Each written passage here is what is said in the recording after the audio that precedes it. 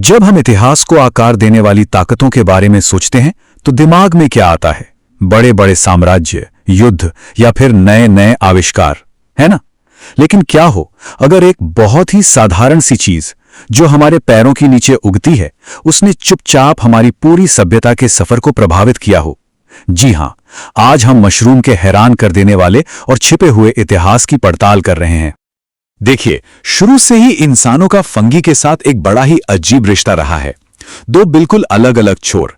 एक तरफ तो है माइकोफोबिया, मतलब मशरूम से गहरा डर और नफरत, और दूसरी तरफ है माइकोफिलिया, यानी उनके लिए जबरदस्त प्यार और सम्मान।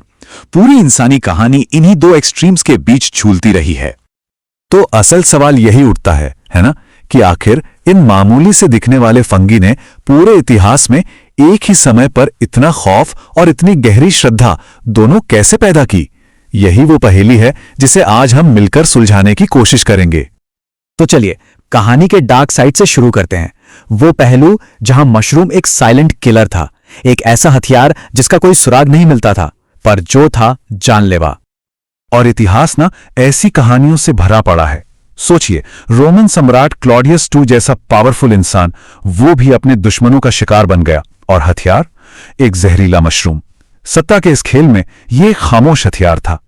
और ये लिस्ट यही खत्म नहीं होती।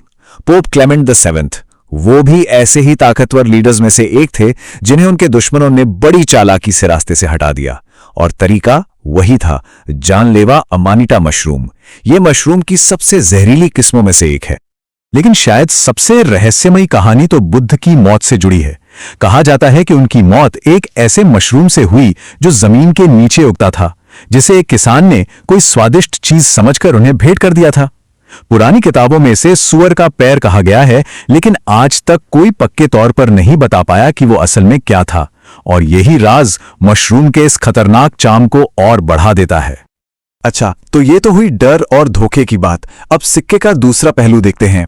एक ऐसी दुनिया जहां मशरूम इंसानों के लिए सबसे बड़े मददगार थे, उनके सर्वाइवल का एक जरूरी हिस्सा। और इसका सबसे बड़ा सबूत हमें मिला आल्प्स की बर्फीली चोटियों में। यहां एक इंसान की बॉडी मिली जो 5300 साल से भी ज्यादा पुरानी थी और बर्फ में एकदम सही सलामत। दुनिया आज उसे आइसमैन के नाम से जानती है। लेकिन सबसे हैरान करने वाली बात यह थी कि आइसमैन अपने साथ क्या लेकर चल रहा था।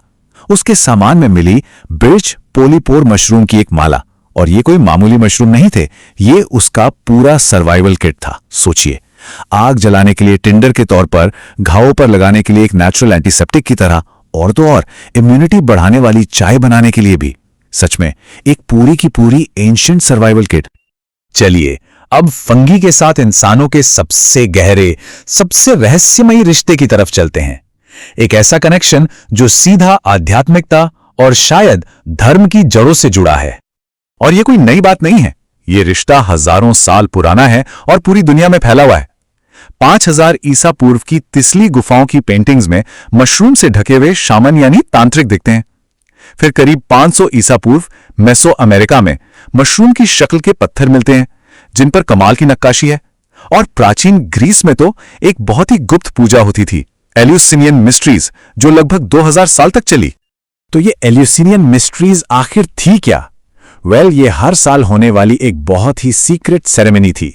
इसमें हजारों बड़े बड़े असरदार लोग शामिल होते थे, और इसका राज खोलना, उसकी सजा थी मौत। ये उस जमाने के सबसे बड़े और जरूरी आध्यात्मिक अनुभवों में से एक माना जाता था।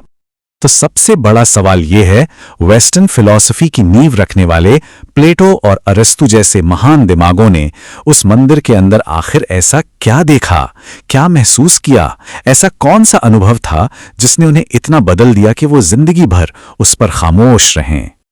इस ऐतिहासिक गुत्थी को सुलझाने का बीड़ा उठाया एक मॉडर्न खोजकर्ता ने, जिसने अपनी पूरी जिंदगी इन बिखरे हुए धागों को जोड़ने में लगा दी। इनका नाम था R. गॉर्डन वासन।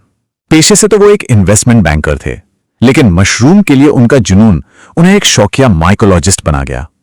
और उन्होंने तो एक पूरी की पूरी नई फील्ड ही बना दी, एथनोमाइकोलॉजी।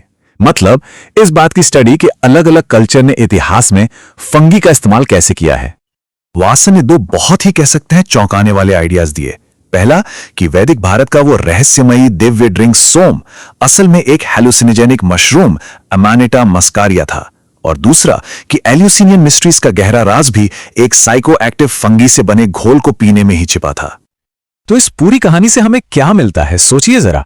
अगर मशरूम जैसी एक आम सी चीज ने हमारे इतिहास को डर, सर्वाइवल और आस्था के धागों से इस तरह चुपके चुपके बुना है, तो यह हमें सोचने पर मजबूर करता है कि हमारी नजरों के ठीक सामने और कौन कौन सी ऐसी ताकतें छिपी हो सकती हैं जो हमारी दुनिया को आकार दे रही हैं।